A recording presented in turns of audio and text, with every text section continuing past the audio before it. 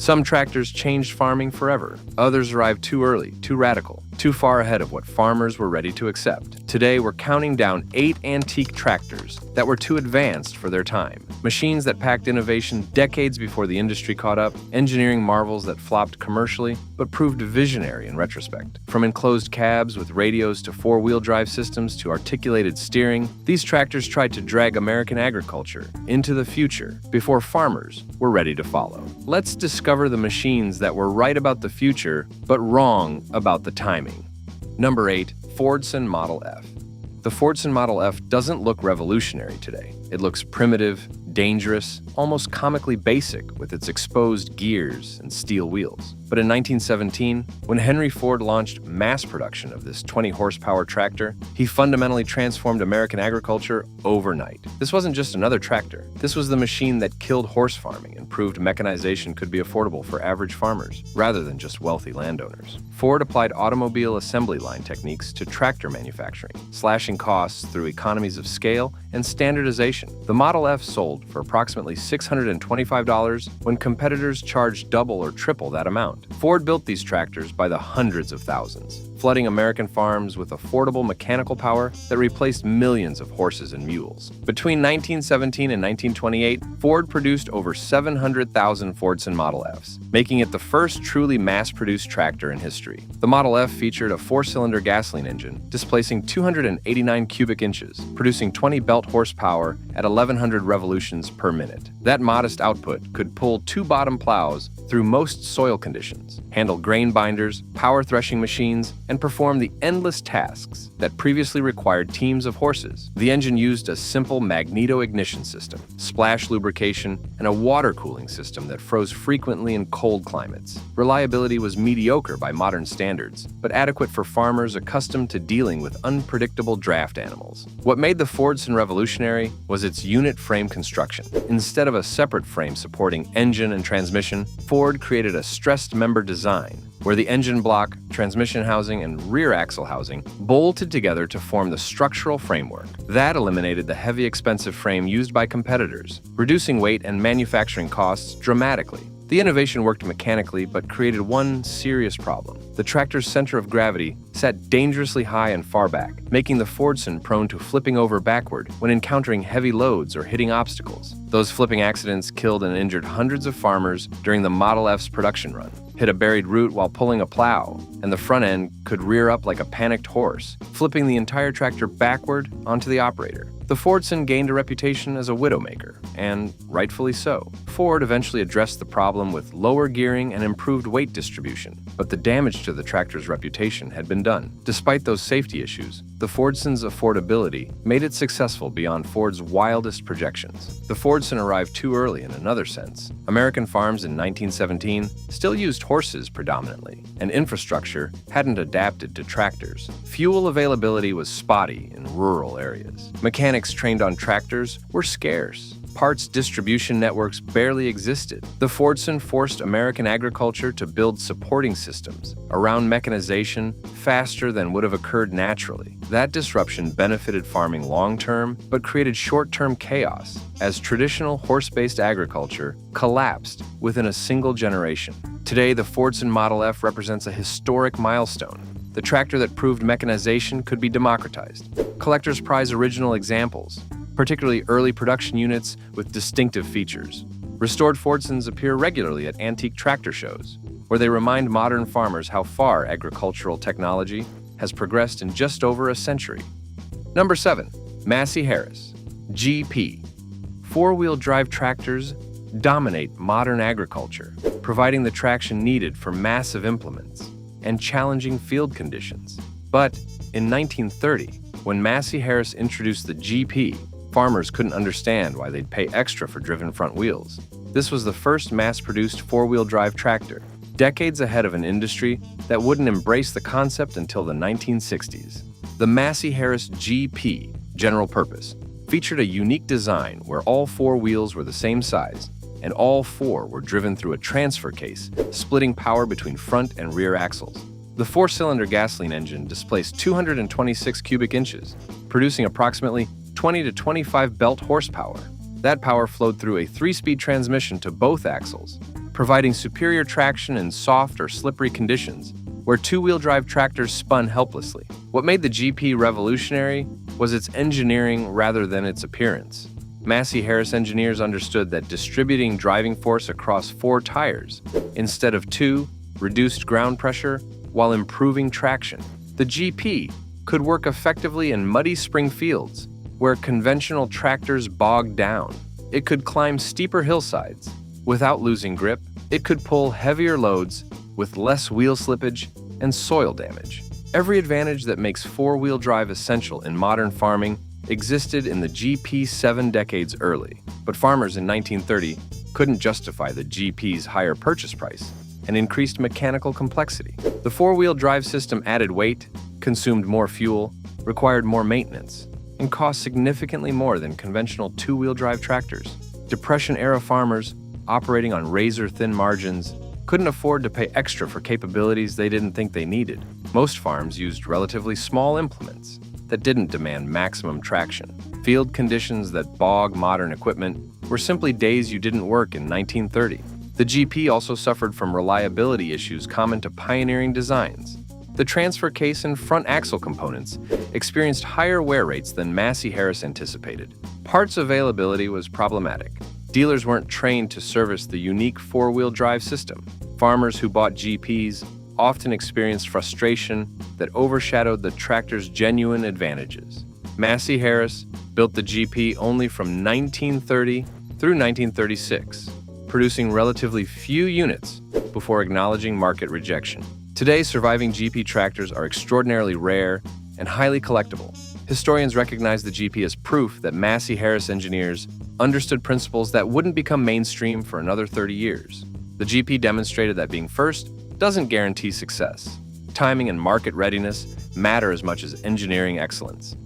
Number 6, Oliver 70. Beauty and tractors rarely intersect, but the Oliver 70 defied that convention spectacularly. Introduced in 1935, the 70 featured streamlined automotive styling that looked nothing like the boxy, utilitarian tractors dominating American farms. This was a tractor designed by stylists rather than just engineers, a machine that prioritized aesthetics alongside functionality. Farmers took one look and backed away slowly. The Oliver 70 replaced the successful Oliver Hartpar row crop, inheriting that model's reliable 6-cylinder gasoline engine, displacing 200 cubic inches. That smooth-running engine produced 27 belt horsepower, enough for 2-bottom plows and medium-sized implements. But instead of exposing that engine behind simple sheet metal like every other tractor, Oliver wrapped it in flowing enclosed bodywork that looked lifted from contemporary Chrysler Airflow automobiles. The 70's hood featured gentle curves and integrated grillwork. The fuel tank was concealed within streamlined bodywork. The radiator grille could have come from a luxury car. Even the fenders flowed gracefully, forming smooth lines that emphasized the tractor's length and modernity. Oliver offered the 70 in bright colors, red, green, even two-tone combinations, that made it stand out dramatically against the blacks and grays dominating competitors' paint schemes. What made the 70 advanced was its recognition that operator psychology mattered. Oliver understood that farmers who bought tractors weren't just buying horsepower and torque, they were buying status symbols that announced their prosperity and progressiveness to neighbors and community. A beautiful tractor implied a successful farmer who could afford nice things. That insight would prove correct decades later when styling became central to tractor marketing. But in 1935, it was too radical for conservative farmers. Most farmers in the 1930s viewed tractors as tools, nothing more. They wanted functionality, reliability, and affordability. Flowing bodywork that concealed the engine made maintenance harder. Those gentle curves cost more to manufacture than simple flat panels. The bright colors showed dirt and damage prominently. Practical farmers looked at the 70 and saw impractical luxury, money wasted on appearance rather than substance. They bought plainer tractors from competitors and saved the difference. The streamlined bodywork also trapped heat around the engine, making it harder to detect overheating problems until serious damage occurred. Mechanics complained that accessing spark plugs, carburetors, and other service points required removing decorative panels that added unnecessary time to routine maintenance. Farmers working far from dealers couldn't afford tractors that complicated simple repairs in the field. The enclosed sheet metal collected moisture and debris, creating rust problems that didn't affect open-frame designs. Critics argued that Oliver had prioritized appearance over practicality, designing a tractor for show rather than serious farm work. The styling seemed to mock traditional farming values of simplicity and durability, suggesting that farmers should care about aesthetics when they were struggling to survive economically. Rural communities in the Depression valued thrift and substance, viewing the 70s automotive styling as frivolous spending during America's worst economic crisis. The perception persisted that Oliver was trying to sell farmers something they didn't need at prices they couldn't afford. Even farmers who secretly admired the 70s looks often avoided buying one to escape neighborhood criticism about wasting money on fancy equipment. The 70 became a cautionary example of how advanced design could alienate the very customers it was meant to attract. The 70 sold reasonably well despite its radical styling, proving some farmers appreciated its beauty. Oliver continued producing the model through 1948 with updates and refinements. Later versions adopted more conventional styling, as Oliver learned that most farmers weren't ready for automotive aesthetics. But that original 1935 70 represented a vision of tractors as objects worth designing beautifully, a concept decades ahead of its time. Today, restored Oliver 70s command premium prices from collectors who appreciate their unique styling. The 70 appears regularly in books and documentaries about tractor design history, recognized as proof that one company dared to make tractors beautiful when beauty wasn't expected or particularly wanted. Number 5. Allis-Chalmers WD45. Steering tractors required physical strength and endurance, especially during long days turning at field ends or maneuvering around obstacles. Farmers accepted sore shoulders and aching arms as normal parts of tractor operation, until Allis-Chalmers introduced the WD45 in 1953 with factory-installed power steering. Suddenly, guiding a tractor required no more effort than turning a car's steering wheel. Farmers should have celebrated this innovation. Instead, they viewed it with suspicion. The WD45 evolved from the successful WD model, sharing that tractor's 4-cylinder gasoline or diesel engine, producing 39 belt horsepower. But Allis-Chalmers added a hydraulic power steering system that used engine-driven pumps to assist steering effort. Turn the wheel and hydraulic pressure moved steering components that would normally require significant muscle. The system transformed tractor operation from physical labor into precise control. The hydraulic pump mounted directly to the engine, drawing power continuously to maintain pressure in the steering system. A control valve sensed steering wheel input and directed pressurized fluid to either side of a steering cylinder, multiplying the operator's effort by approximately 10 to 1. The system provided feedback through the steering wheel, letting operators feel ground conditions and implement resistance without fighting full steering loads. Allis-Chalmers engineers carefully calibrated the power steering to maintain natural feel rather than creating the disconnected sensation that plagued early automotive power steering systems. The hydraulic fluid reservoir held approximately 2 gallons, with a filter system preventing contamination from damaging precision control valves. Quick disconnect fittings allowed mechanics to service the steering system without draining the entire hydraulic circuit. The power steering worked seamlessly with the tractor's existing hydraulic system for implements, sharing the same pump and reservoir. Emergency provisions allowed manual steering if hydraulic pressure failed, though effort required was considerably higher than conventional manual steering. The system added approximately 150 pounds to the tractor's weight and increased fuel consumption by roughly 3% during operation. Allis-Chalmers provided comprehensive training materials to dealers, recognizing that selling power steering required educating both mechanics and farmers about this revolutionary technology. The WD45's power steering represented the culmination of years of hydraulic engineering development, proving that comfort and control could coexist without sacrificing reliability. What made power steering revolutionary was how dramatically it reduced operator fatigue. Farmers who spent 10 or 12 hours daily on tractors, plowing fields, cultivating corn, pulling implements that constantly tried to pull the tractor off course, arrived home exhausted from fighting steering forces. Power steering eliminated that struggle, letting operators focus on implement control and field work rather than wrestling steering wheels. The difference was night and day for anyone who actually tried it. But farmers in 1953 worried about hydraulic complexity. Power steering meant pumps, hoses, fluid reservoirs, control valves, all components that could leak, fail, or require maintenance. What happened when power steering broke miles from the barn? Could you even steer the tractor manually if hydraulics failed? Those concerns prevented many farmers from trying power steering, despite its obvious advantages. They stuck with conventional steering, they understood, even if it left them sore. Allis-Chalmers also faced skepticism about whether power steering was even necessary. Tractors weren't that hard to steer, skeptics argued. Farmers had managed fine for decades without hydraulic assistance.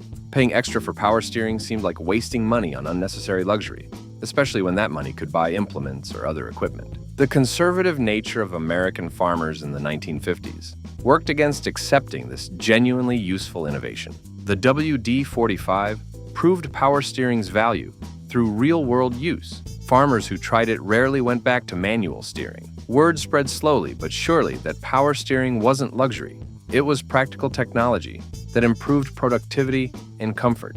By the 1960s, power steering had become standard on most tractors, as the industry finally caught up to what Allis-Chalmers proved in 1953. Demonstration days at dealerships convinced skeptical farmers when they experienced the dramatic difference firsthand, steering the WD45 with fingertip pressure after wrestling conventional tractors all morning. Agricultural publications began reporting that power steering reduced operator fatigue by as much as 40% during long workdays, translating directly into improved productivity and fewer mistakes. Older farmers with arthritis or shoulder injuries discovered they could continue operating tractors comfortably instead of retiring early due to physical limitations. Custom operators running equipment across multiple farms recognized that power steering let them work longer hours without exhaustion, increasing their earning potential significantly. Farmers operating large implements that constantly pulled tractors sideways, cultivators tracking crop rows, plows hitting rocks, appreciated how power steering maintained precise control without constant correction. The technology proved especially valuable during road transport when tractors pulled heavy loads at higher speeds, providing stable steering that prevented dangerous swerving. Insurance companies began noting that farms with power steering-equipped tractors experienced fewer accidents caused by operator fatigue and loss of control. Allis-Chalmers competitors scrambled to develop their own power steering systems, recognizing they'd lost competitive advantage by dismissing the innovation initially. By the late 1950s, every major tractor manufacturer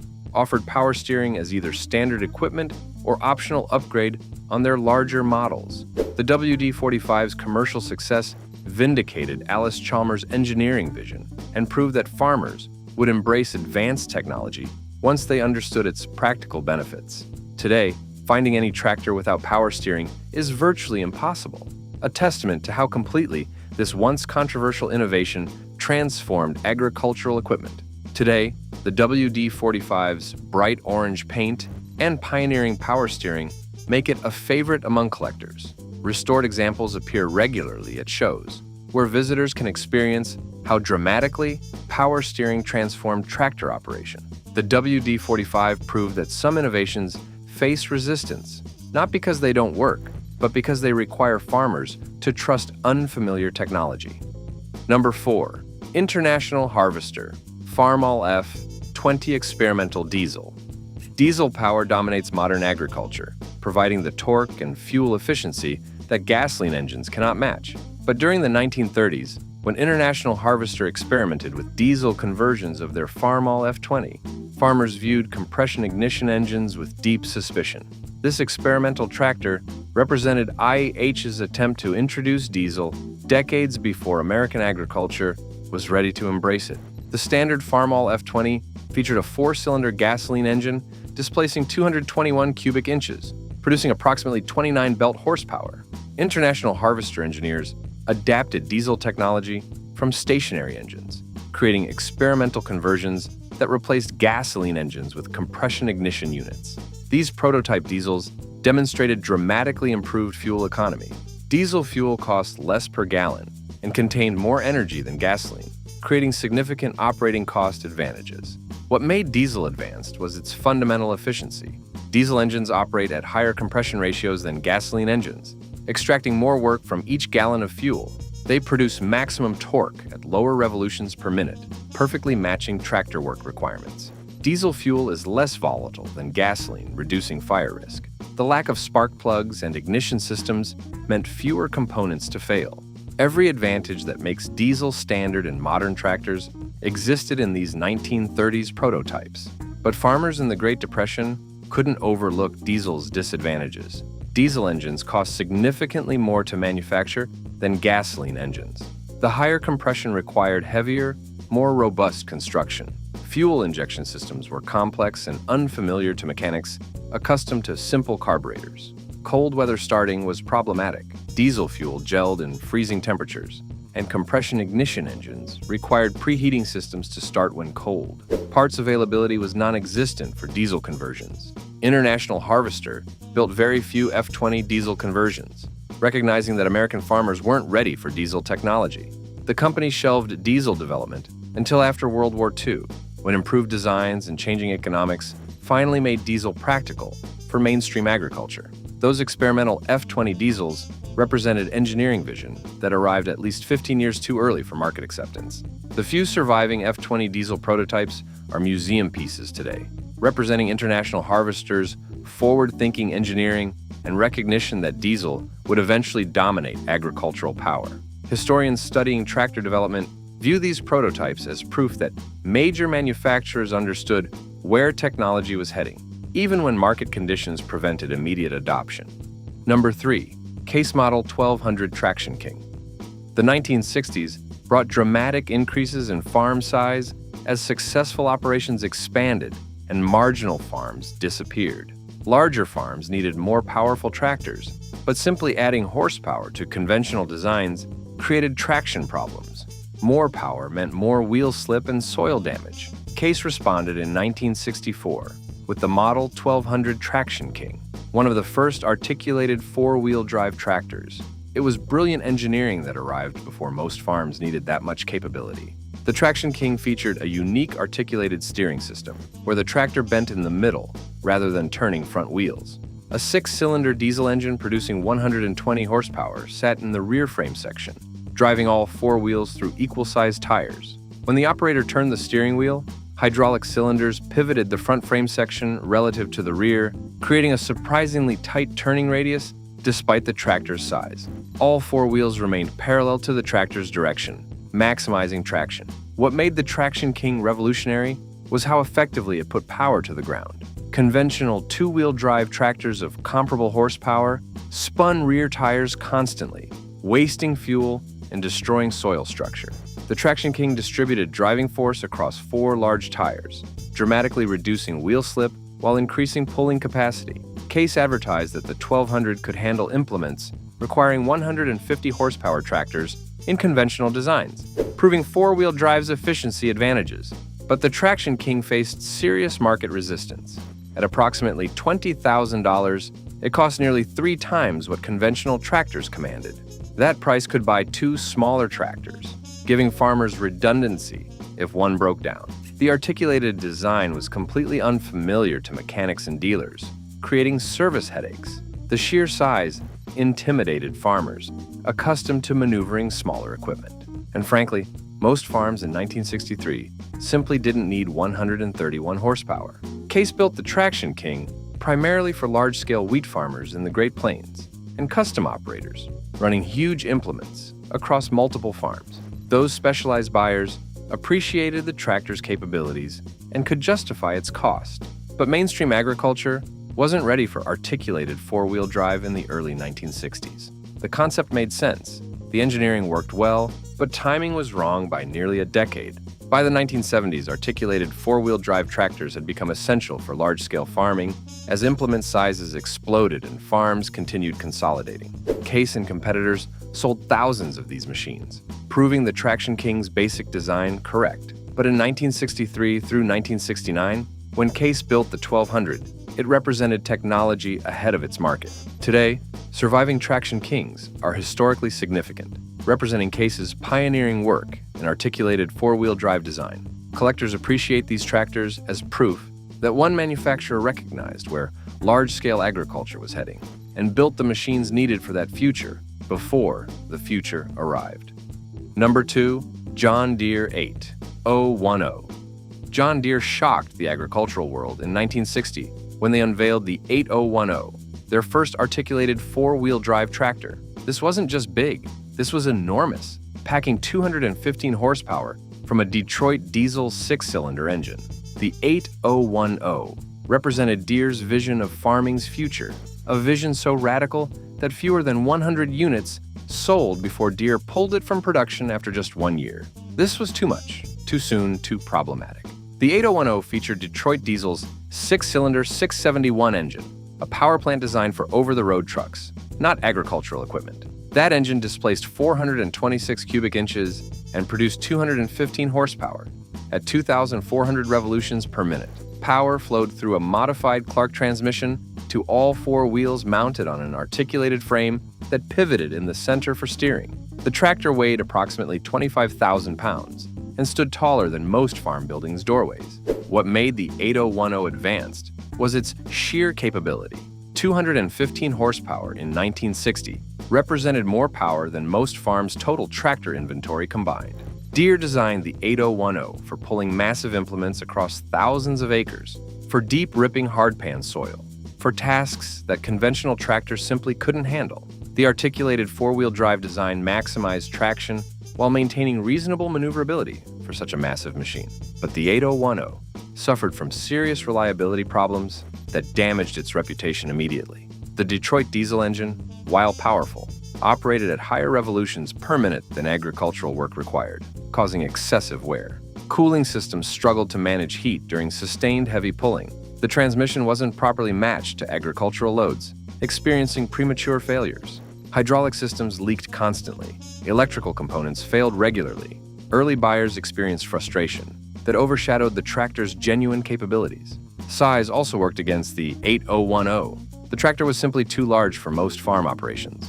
It wouldn't fit through standard barn doors. Transport to fields required special attention to overhead clearances and bridge weight limits. Turning radius, while reasonable for its size, still required huge headlands at field ends. Maintenance required special tools and jacks capable of handling massive components. The 8010 demanded infrastructure that didn't exist on most 1960 farms. Deere quickly recognized that the 8010 had arrived too early and with too many problems. After building approximately 100 units through 1961, Deere discontinued the model and went back to the drawing board. The company learned valuable lessons about articulated four-wheel drive design, lessons that informed later successful models like the 8520 and 8630 that dominated large-scale farming by the 1970s. Today, John Deere 8010s are extraordinarily rare and valuable, representing a fascinating failure in Deere's otherwise triumphant history. Collectors prize 8010s as proof that even successful companies make mistakes, that being first sometimes means getting it wrong, and that valuable lessons come from failures as much as successes. Number 1. Minneapolis-Moline UDLX Comfort Tractor. Some innovations arrive so far ahead of their time that they seem like science fiction. The Minneapolis-Moline UDLX Comfort Tractor, introduced in 1938, featured a fully enclosed cab with heater, radio, upholstered seating, and automotive styling when every other tractor manufacturer was still building open-air machines that exposed operators to rain, snow, dust, and blazing sun. This was the most advanced tractor of its era by decades, a machine so radically comfortable that farmers simply couldn't wrap their heads around paying for such luxury. Only about 125 to 150 were built before Minneapolis-Moline admitted defeat and discontinued the model in 1941. The UDLX, pronounced U-Deluxe, was based on Minneapolis-Moline's Model U series, sharing the tractor's four-cylinder overhead valve gasoline engine, displacing 283.7 cubic inches. The engine produced 41.5 belt horsepower and 37.8 drawbar horsepower, 1,275 revolutions per minute, adequate for four-bottom plows and heavy implements. But instead of mounting that drivetrain on an open platform like the standard Model U, Minneapolis-Moline wrapped everything in flowing bodywork that completely enclosed the operator station. The UDLX's cab featured automotive amenities that seemed impossible on a tractor.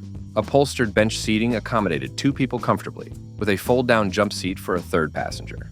A hot water heater kept the cab warm during cold weather. Automotive-style dashboard included a speedometer, clock, fuel gauge, water temperature gauge, oil pressure gauge, and ammeter. Electric windshield wipers cleared the safety glass windshield. Interior lights illuminated the cab at night. A cigarette lighter and ashtray provided smoking convenience. Chrome accents, sun visors, and a rearview mirror added automotive touches. An optional radio could be installed in the dashboard, letting farmers listen to news or music while working. The enclosed cab transformed tractor operation from outdoor labor into climate-controlled comfort. Rain and snow stayed outside. Summer heat was reduced through open windows. Dust from plowing couldn't choke operators. The UDLX represented Minneapolis-Moline's vision of farming's future, where operators worked in comfort rather than enduring weather extremes. That vision proved absolutely correct. By the 1970s, enclosed cabs had become standard on most tractors. But in 1938, it was incomprehensible luxury. The UDLX's transmission featured 5 forward gears and 1 reverse, but the 5th gear was special. Engaging 5th gear disconnected the first 4 gears entirely and reset the governor to 1,785 revolutions per minute, transforming the UDLX from field tractor to road vehicle. Top speed reached 40 miles per hour, letting farmers cover distances quickly between fields or drive to town for supplies. Minneapolis-Moline marketed the UDLX as a dual-purpose machine that eliminated the need for separate farm tractors and automobiles. Farmers could plow fields during the day, then drive to town in comfort that evening. But the UDLX's price killed it commercially. At approximately $1,900 to $2,155, depending on options, the Comfort Raptor cost nearly double what standard model use commanded. For comparison, a new Ford Tudor sedan sold for around $725 in 1938. Farmers could buy a tractor and a car for less than 1 UDLX cost. Depression-era farmers operating on minimal profit margins couldn't justify spending that much on luxury features that didn't directly improve productivity. Most UDLX production went to custom threshermen who traveled between farms running threshing equipment. These operators appreciated the UDLX's 40-mile-per-hour road speed for moving quickly between jobs while towing threshers. Stories suggest Minneapolis-Moline zone managers drove UDLXs when visiting dealers, using them as mobile billboards for the company's engineering prowess. But actual farmers, the target market, largely rejected the Comfort Raptor as impractical extravagance. The fully enclosed cab created problems Minneapolis-Moline hadn't anticipated. The cab became extremely hot during summer field work, with no air conditioning and limited ventilation.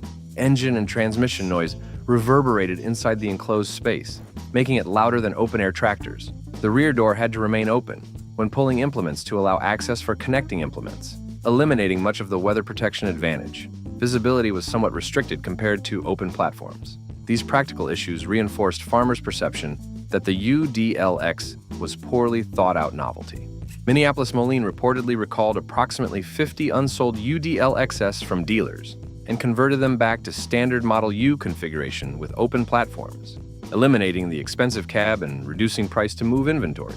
That decision proved the Comfort Raptor had failed commercially, unable to find enough buyers willing to pay premium prices for advanced comfort features. Production ended in 1941 after building only about 125 to 150 total units. Today, surviving UDLXs are among the most valuable collectible tractors in existence, regularly selling for 6 figures at major auctions. Their extreme rarity, perhaps only 20 to 30 still exist, combines with historical significance to create massive collector demand. The UDLX represents the ultimate example of innovation arriving too early, of engineering vision that proved absolutely correct but commercially disastrous, of a manufacturer daring to build the future before the present was ready. These 8 tractors shared one common trait. They were right about the future, but wrong about the present. Enclosed cabs, power steering, 4-wheel drive, articulated steering, diesel power, beautiful styling. Every innovation these tractors pioneered became standard equipment decades later, but in their own time, they flopped, rejected by conservative farmers unwilling to pay for unfamiliar technology. These tractors proved that being first doesn't guarantee success, that timing matters as much as engineering, and that sometimes the most important innovations face the most resistance. Which of these ahead-of-their-time tractors would you most want in your collection? Drop your answer in the comments, and if you love stories from agricultural history's most innovative machines, hit subscribe for more forgotten legends that changed farming forever.